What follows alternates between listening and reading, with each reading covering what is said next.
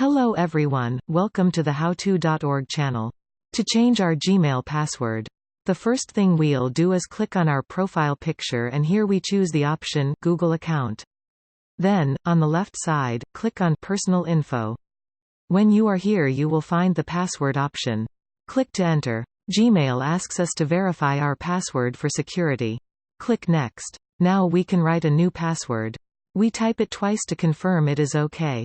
To have a password that is strong and secure, we can use upper and lower case characters. We can also add some numbers. After that we click on Change Password. And that's it. Here, Google Chrome offers to save my new password.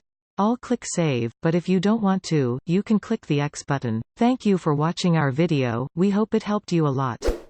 Don't forget to subscribe and activate the bell to receive notifications of new videos.